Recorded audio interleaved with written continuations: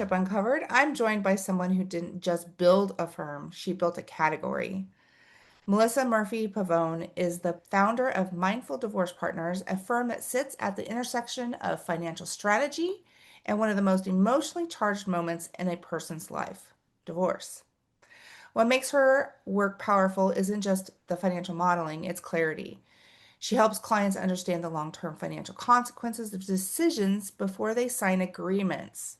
And that shift, clarity before commitment, is something every founder can learn from. Melissa, welcome to the show. Thanks so much for having me. I'm happy to be here. I was really inspired by your story and just learning a little bit more about you, because what you have done is basically build something that didn't exist before. So I'm like amazed and inspired by those that do that because that's really where the value creation comes into, building a business. And so, what was specifically missing in the market that made you say this needs to exist? Well, first, let me start off with what the letters after my name mean, Yeah. because that I feel like clarity, right, with the alphabet soup, is a good starting point. So, Yeah. I am a certified financial planner, and I am a certified divorce financial analyst. And while I was working through the financial world, being a financial advisor and get obtaining my CFP, I realized that there was a lot of people who were getting divorced, right? And so the advice that we give to a married couple is very different than the financial advice you give to somebody who is going through divorce and then rebuilding from divorce. So there was a piece there that I knew was missing. And I looked into it, and the Institute of Divorce of Financial Association, the IDFA, they have a designation called the CDFA. And I immediately, when I learned about it, said, I need to get this. I need to know what I don't know, right, for my clients and to be able to educate them through this process. And so I became a certified divorce financial analyst, and my why is my mom. I was a child of divorce, and my mom made a lot of decisions with her heart instead of her head. Mm, And it has impacted her future and her retirement. And she didn't have a team of people helping her. She had one attorney, and there's some divorce remorse there, right? And so I look at every client I see, and I really want them to understand the documents that they're signing today and the long-term implications, right? I take the time to make sure that they understand the pros, the cons, and the tax consequences, because when you're in the middle of it, it's emotionally charged, right? It's very emotional. And you, as the divorcee, are trying to get through the day. And oftentimes you just want it to be over, right? yeah. And there's a price for peace. And sometimes people are just like, I don't care. I want out. I'm signing it. Like, I'll deal with it later. And that's because they're making long-term decisions in a heightened emotional state. So my job is to really slow down the process. And I always say that there's power in the pause, to just sit with it for a minute and hold your hand and say, what does this really mean? And how are these decisions going to impact you? Because I have the ability to zoom out and look at Gabby 5 years, 10 years, 20 years down the line. You don't have the ability to do that, right? You just can't. You are just trying to get through the day. You're in survival mode, but I have the ability to zoom out and see it through a different lens. So that's what I do for my clients, to make sure that they totally understand the decisions that they're making and how it will impact their future. Yeah. I love that. And I love your personal story because I think that we've all seen somebody go through divorce and, definitely have some remorse and some like I wish I would have or I should have, thought this through a little bit more. But you're right, the pain is so high that Yeah. people are just like, I just want out. So, um, one of the things that came to mind when you were talking was that, you're also not just working with the client, but you're also working with attorneys. Do they see you as an ally or are you a threat? What does that relationship look like? Yeah, it's both, right? There are some attorneys who are very amicable, right? And they want to do this outside of court and they have the client's best interests at heart. Those are often mediation trained or collaboratively trained, and they see me as an ally, right? Like, Mhm. oh my God, thank you, Melissa. You're making this so much more easier. I hate Right. spreadsheets. Thank you. Um, Teamwork, let's Right. make the dream Makes work, it work. right? Yeah. And then there are other attorneys who are very, you know, litigious and have been sort of doing the finances for their clients without proper training, right? Yeah. And so now me coming in sort of saying like, hey, this is how we do it, or this is how it should be done, or this is another way to look at it. Sometimes they get a little threatened. And sometimes they see us as, okay, no, like you're taking away my billable hours, or no, I Right. don't need you, right? Or no, you're gonna. Um, so it all really depends. I love when I can like win an attorney over and they're like, oh yeah, like let's do this. Yeah. I can be more efficient on my team. And so my whole approach is like teamwork, right? To design your divorce and your divorce team. And I think that's really important. And it's not just financial and it's not just legal. It's also very emotional. And I really make sure that my clients have that emotional piece first. And I have turned clients away who are not ready to deal with the finances until they had that emotional piece. Yeah. And I think that's sort of a unique perspective. But that's it. The hill I'll die on, that we all need to sort of stay in our lane and do what we do best. Yeah. And then, somebody going through this tragedy will can have a team of people really supporting them. Yeah. I mean, I've seen the same thing working, over 20 years of, being in business myself as a CPA and working with, different tax situations and it is the hardest thing to work with a divorced couple. And because you're trying to help them, maneuver through, and then you have the lawyers who are actually trying to do financial services. And so it's such a disservice to the client. And so I love that what you're doing is kind of parsing it out and bringing in another impartial person into that team to help the client be more successful. So I Yeah, think it's so absolutely. important. And that's the goal, right? To make sure that Mhm. they feel really supported throughout the process, because it's not an easy one. It's a No. hard one, and it's an expensive one. What had to change for you structurally in your business once you realized that you needed more clarity in what you were doing so that you could really pursue this specific niche? Yeah, I think that a lot of people do the work that I do under the guise of financial planning Hmm. and sort of say, okay, these are financial planning fees, or, this is the financial planning process, Hmm. but it's very different.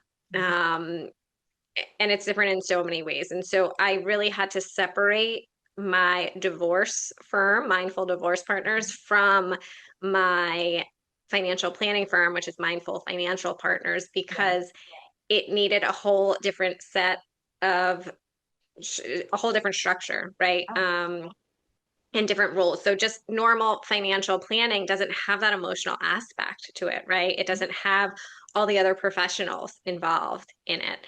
And there are a lot of variables when it comes to divorce, and the timeline looks very different, right, for each case. No two cases are exactly the same. sure. And so there's a lot of customization that goes on, and it had to be completely separate. And I think it's also very important for people to know while I am helping you, even though I am always a CFP, when I'm helping you on the divorce side, I am looking at this solely through the lens of an analyst and a consultant as the CDFA. Yeah. If later in life you say, hey, Melissa, I need help with my investments, or can you help me with this settlement, or Right. Yes, right. But that's not a now issue, and that's a different hat. And that's when you move over to mindful financial partners. So that was really important for me to have that line of separation so that my clients knew when I was working for them that I had their best interest in heart. And we were just working on this divorce case, and it was like a piece of their puzzle. I love that. So I feel like the financial industries are really starting to separate out financial planning, financial advisory, divorce advisory. Just like in the tax world, we have tax preparers and now we have tax advisory. And so I'm seeing this as a trend across, all the financial industries. And I feel like it's really our jobs to educate people on what the differences are. So I love that you're here explaining the difference between, what does a day-to-day financial planner do versus, when you have a very niche specific thing that you have to work on. And that's where the rise of, I say, financial professionals is starting to really show up, is that we're going to have a lot of different expertise. And I think that's important that because you want, and I always stress this on both sides of the equation, you want your professionals to talk to one another, right? Like you want, I always ask who my client's CPA is and who their estate planning attorney, right? Because you want your professionals to talk to one another to make sure that everyone is on the same page, and something that we're doing on the financial side also follows through right on the tax side, and we're not Yeah, negating one another. yeah. So that's really important to me for that financial planning process. Yeah, yeah. Well, and I think it's interesting because definitely you have to structurally change how you're doing your business. So where you might have an intake that is, intake form that is specifically for day-to-day type of clients who you're doing planning for, and then you have a different intake for divorce. And there's a totally different system or structure that's put together for those two different purposes. So it's really important to get to know the client, understand what their needs are before you actually jump into that role. If you're building out that expertise, it's something that is going to be very, very normal as a founder, as a business owner, to keep that in mind when you're building these different niches. You know, one client's not going to be exactly the same as another. So you mentioned that there were some systems and processes that you did kind of put into place to help your firm be more calm and help clients kind of navigate through. Why don't you tell us a little bit about that? I realized really early on that a lot of people don't know what a CDFA is, right? So a Yeah. lot of my job is just education, Mm-hmm. letting them know that this professional and this expertise exists. And you'd be surprised how many people I meet when I say, okay, I'm a certified divorce financial analyst. And they're just sort of like deer in headlights, or like, where were you 10 years ago? Like I needed you. Mm-hmm. And I get that often, right? So a lot of it is just getting the word out that we exist, how we can help, and what we do. So I Mm-hmm. think that's really important. I think 10 years ago, the word mediator, right, or 20 years ago, the word mediator wasn't very common, right? You just Right. thought, the first thought was, okay, I'm getting divorced. I need to call an attorney. Mm-hmm. And so now mediation is become a household name. And I think that's important. And I hope that, in the next 5 to 10 years, that CDFA will become a household name, Yeah. Mm-hmm. and that people will know we exist. And I don't want it to be a resource just for the ultra high net worth. Mm-hmm. This process is not um, cheap by any means, right? And we charge on a consulting basis, just like an attorney. However, I saw that it didn't matter your net worth or the assets that were getting split or the income level of the household. Everybody still needs this service, right? And it matters sometimes more when there is less. Mm-hmm. So, with that, I saw very early on that one of the things that people were really scared of, and the fear, right, was the cost of what this looked like and how long it was going to take, right? And that's like the number one question. People are Yeah. like, how long does it take to get divorced and how much is this going to cost me? Mm-hmm. And I say, I don't have a crystal ball, right? We Right. don't know what that looks like because we are only responsible for our side of the equation, but there's Yeah. two people there, right? So Mm-hmm. we don't know what the other side's reaction is going to be and what professionals that they put in place. on how contentious this process is going to be. Hmm. And it ranges from like, hey, let's kitchen table divorce it, right? And sit down and like have a talk, person to person, spouse to spouse, and like then let's have, somebody draw it up legally. To we're going to have a team of people, right? And we're going to take the boxing gloves off and we're going to like duke this out. And in those cases, the only person that wins are the attorneys, right? Yeah. You have less assets to split at that point. I created what's called a financial clarity package. And it's a limited scope engagement for those who are quietly thinking of divorce because oftentimes people don't know what it's going to look like. The question I get often is like, can I even afford to get divorced? Like I can't Yeah. afford groceries right now. And so the work that this package that I created, it is a limited scope, 3 hours. Um, and I think it really gives clarity and it's a stepping stone, right? It doesn't mean you're going to get divorced. It doesn't mean it's going to look like this, but we replace some of that fear with facts and figures. And I Hmm. think that sort of gives everybody some peace of mind and gets them a clear picture of what their financial life looks like because oftentimes people don't know. And No. that's the other thing that a lot of the work that I do is often just making sure that we get rid of that shame, right? There's a lot of shame in someone saying, like, I don't know where my mortgage is, or I don't know who the Right. accountant is. And that's very normal. Hmm. And I'm here to tell you, like, it's okay. Like, I think of it as ground zero. I'm going to educate you and teach you what you need to know and what you don't know and how we can move forward together. Right, right. Well, the fear factor, right? There's so much fear around finances in general. I see this with business owners all the time. Like the avoidance of that information is so, so big. And, in a lot of times you do have one spouse who's actually managing everything, and the other person is just kind of, especially if they have a business, one person's managing all the finances, the other person's actually operating the business. So, there's a lot of disconnect between the couples as well. Yeah. And so that makes it even more confusing and scary. So um I love that you've been able to kind of give a more I don't want to say miniature version, but you're able to serve clients so that they can get that clarity ahead of time, whether they divorce or not. Sometimes it's important just for um let's say a female who is very, very, dependent upon her husband to just see like, okay, if something happens to me, this is what I could potentially do.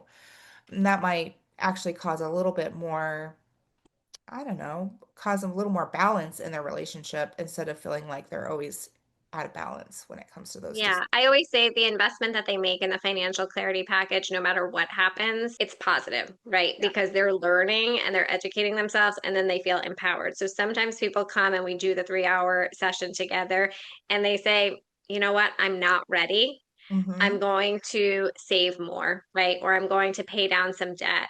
I'm not ready to make this because this doesn't look promising. I'm not willing to change my lifestyle, right? Right.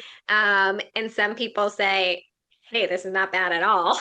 Like, Yeah. all right, I'm out, right? Like, Right. and I was thinking that this is going to look totally different. And then they have the tools, right, to say, I'm going to have this conversation with my spouse, right, or with a mediator, and take that next step. And then sometimes they just feel more confident in their relationship because somebody took the time to go over their finances with them, right? And then so maybe they can choose like, hey, let's work on this together, but I have a better idea of what the other side might look like. And there's no guarantees, right? Right. I always say like, we sort of say best case, worst case, and know that we're gonna land somewhere in between. Middle. There's no Yeah. guarantees and we don't know how the other side's gonna react, but at the very minimum, you're gonna learn a lot and you'll feel empowered. And that's very important to me. Shifting back again into your leadership and kind of how you had to change as a person, how did founding this firm change how you saw yourself as a leader? It's a loaded question, right?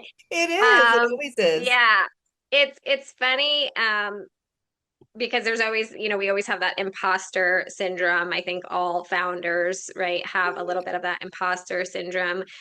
But the phone calls I receive and the emails that I get when I can help someone at their absolute worst, um, really have changed my view on the divorce industry. And there's a lot more work that needs to be done. And I pride myself in connecting with other like-minded professionals who want to make sure that there are amicable divorce options, right? And Yeah. focus on education. And I think that there's a movement happening slowly and steadily, and I'm happy to be part of it. And although the work that I do can be very heavy at times, I know I'm making a difference, and it's by those voicemails and those emails that I get, Mhm. knowing, right, that they have a financial ally through this and can help them get to the other side. So the next evolution of mindful divorce partners, what does that look like for you? I don't, do you have support on one side and that is all they do, or are you currently still building out what this looks like? I mean, you know, as a It business never owner, stops. yeah, it's a work in progress always. Have a great assistant that's with me, and I have a part-time certified divorce specialist on my team, and they are supporting me. But the vision for Mindful Divorce Partners is similar to a law firm where I will have multiple CDFAs working for Mindful Divorce Partners, doing the work that I do, so we can help more people because quite honestly, there's a lot of people that need the help. They might not know it yet, Yeah. but they do. And I want to create a atmosphere where they have the resources to come to. If someone is feeling financially overwhelmed right now, what do you think is the first grounding step that they need to take? They can go and find a CDFA. If it's not me, I'm happy to refer someone to them. CDFAs work nationwide, so we're not restricted to work, with one state like attorneys are. Huh? And just have a complimentary consultation, right? And just see what we can offer and the guidance that they need. And it really depends upon where they are in the process, right? If they're emotionally ready, if they know where some of the financial documents are, if they're 100% leaning towards divorce, or again, they're just sort of quietly preparing for that. But that initial consultation is just having that conversation. And it's a hard conversation to have, right? I'm sure they've had it a million times in their head, but sort of picking up that phone call or, booking that Zoom link with a CDFA can feel like a sense of relief, Yeah. knowing that there's someone on the other side that has your best interest at heart and can help you through this. Talking about you as an entrepreneur and you as a founder, what do you think you underestimated most? The many hats that I wear, as a founder, you, especially in the beginning, your HR, right? Your tech support, your marketing, Yeah.